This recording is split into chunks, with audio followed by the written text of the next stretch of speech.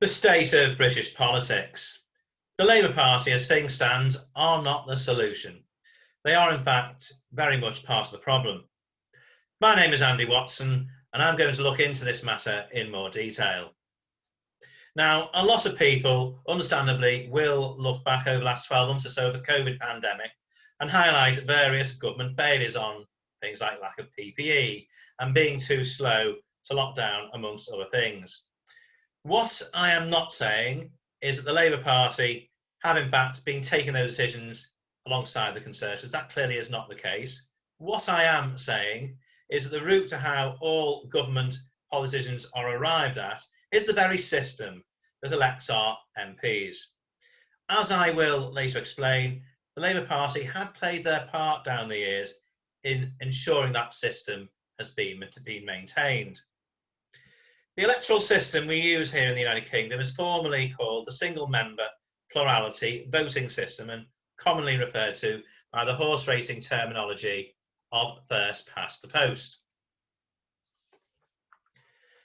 First past the post effectively means we have 650 local elections to decide which man or woman is elected to represent a local area or constituency. In each of the constituencies, the candidate with the most votes wins. Then the party with the most MPs, who normally secure an overall majority, go on to form a government. If you think that sounds simple and sounds fair, let me tell you, it isn't. Only two other OECD countries use first past the post, Canada and the United States. Only one remaining member of the EU, France, use another winner-takes-all mechanism called the two-round runoff. The reasons for this are that the first-past-the-post system does in fact produce parliaments that are not representative of how people have voted. Many people will go to the polling station on general election day knowing who their local MP is because one particular party always wins. The current Conservative government has 56% of the seats in the House of Commons, yet they only got 43% of the vote. In 2015, the Conservatives under David Cameron got 51% of the seats, despite only winning 37% of the vote. In 2005, Tony Blair won his third general election for Labour, winning 55% of the seats, despite only getting 35% of the vote. In this country, we have had two general elections, that was in 1951 and 1974, in which the party who won the most votes didn't actually win the most seats.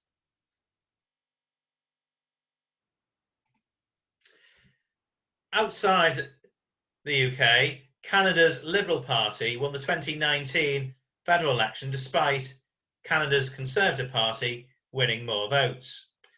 New Zealand had two wrong winner elections in 1978 and 1981, which set the stage for a national debate on electoral reform. New Zealand held a binding referendum in 1993 in which a decision was made to scrap first past the post and implement a proportional voting system.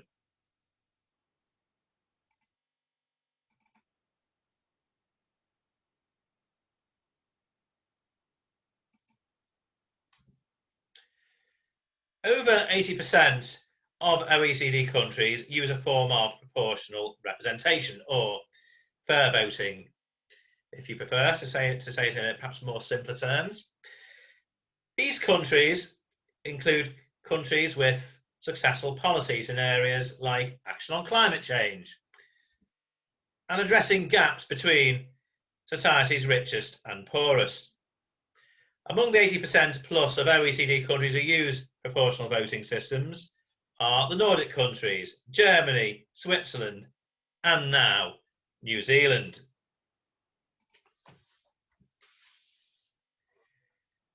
The Labour Party have always positioned themselves as the champion of the underdog, or, if you like, the party of the ordinary working man or woman. I certainly wouldn't dispute that more often than not their heart has been in the right place. The same, though, cannot be said for their head. On top of what I have outlined already about the unfairness of the first past the post electoral system, it should be stated that first past the post and other winner takes all electoral systems do have a right-wing bias. There have been academic studies carried out to support this viewpoint.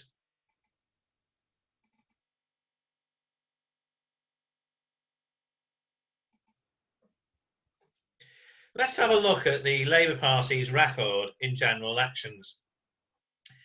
Since 1922, there have been 27 British general elections. Labour have only won 8 of those elections with an outright majority. The time Labour have actually spent in government has only been about a third of the time. And out of the 33 years Labour has spent in power, nearly a third of that time was taken up by Tony Blair's New Labour project, which many voters from really across the spectrum would be quick to say was only really Labour in name. And here's another important stat. If, and I believe it to be a big if, Sir Keir Starmer was able to win a general election under first past the post, then he would become only the 4th Labour leader out of 19 to win a general election. Contrast that with the Conservatives. They have had 10 leaders out of 16 who've won a general election with an outright majority in the same period. Plus, out of the 6 who didn't win it in an outright majority, 2 of them, Neville Chamberlain and Ian Duncan Smith, did not even get to contest a general election. Down the years, Labour have either chosen to do nothing about this unfair electoral system, which I will repeat again, has a right-wing bias, or, in the case of Tony Blair and New Labour, they chose to walk away from the recommendations of an electoral reform commission, which a recommendation was made to move to a more proportional voting system. A lot of electoral reform campaigns have been working hard for a while on persuading the Labour Party to formally adopt party policy in support of a fairer voting system. And this includes some good people from within the Labour Party who have been working hard on this indeed. Now, there are actually some good positive signs at the moment. Over a third of constituency Labour parties have now passed motions in favour of supporting proportional representation, plus polling clearly states 76% of members within Labour support PR. And hopefully a motion will be passed at their autumn conference later this year in support of fair voting / proportional representation. On the back of Labour backing PR, there is some talk of Labour joining an alliance of other parties, where parties would stand down in favour of the best placed candidate in a constituency to defeat a Conservative candidate. Should Labour be willing to engage in such an arrangement, it is likely I will lend my vote to Labour in my constituency, which is a marginal Labour-Tory seat. However, it is at this moment not absolutely certain Labour are even going to pass a conference motion this year in support of proportional representation. Unfortunately, there are a number of Labour MPs who currently represent safe seats. They are safe seats because these seats are unlikely to ever elect an MP of any other party other than the Labour Party. Consequently, these MPs effectively have jobs for life. And unfortunately, some die-hard Labour supporters just don't get it that the first past the post electoral system guarantees Tory dominance. There is one particular factor that people don't talk about much when it comes to the subject of Labour and electoral reform, and that subject is money.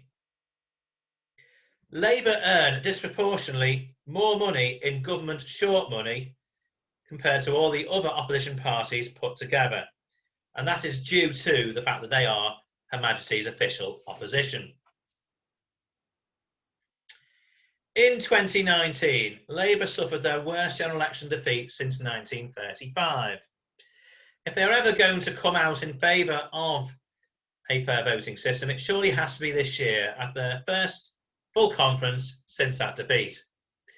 If they don't do it this year, I have to say I am very sceptical they ever could come out in support of a fair voting system. And if they don't commit to proportional representation this year, I can categorically confirm that, taking from this, that you would think they're not going to vote, they're not going to be coming out in support of of PR at the next election. I can categorically confirm I will not vote Labour, and that's despite living in a Labour Tory marginal, and despite the fact that the local Conservative MP has blocked me on Twitter, as well as blocking many other constituents as well.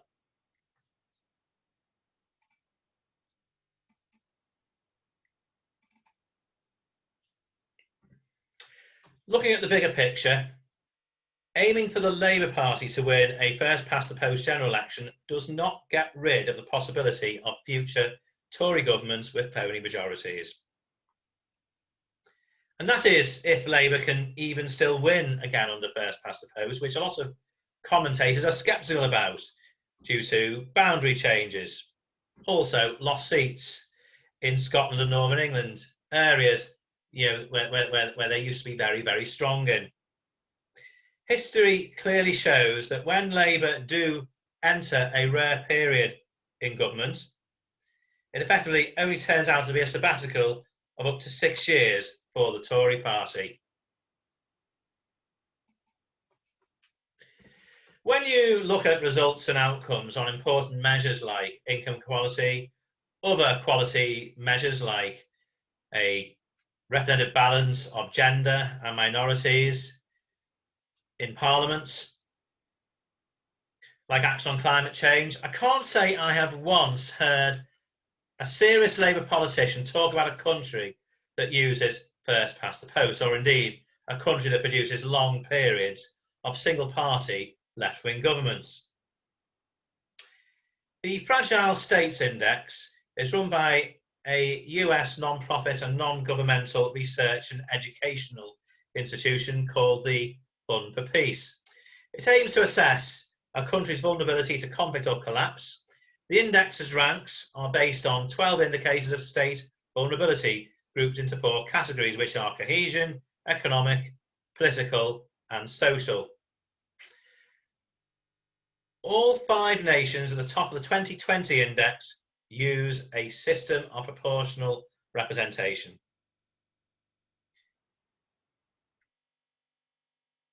And it must be said, there is no link outside Britain whatsoever between a successful country and first past the post.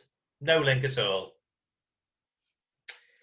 If Labour cannot move away from its historical support for first past the post, then it is in effect only going to prop up further Tory dominance. If they don't commit to a fairer voting system, people really should reflect and ask, what is the point of the Labour Party?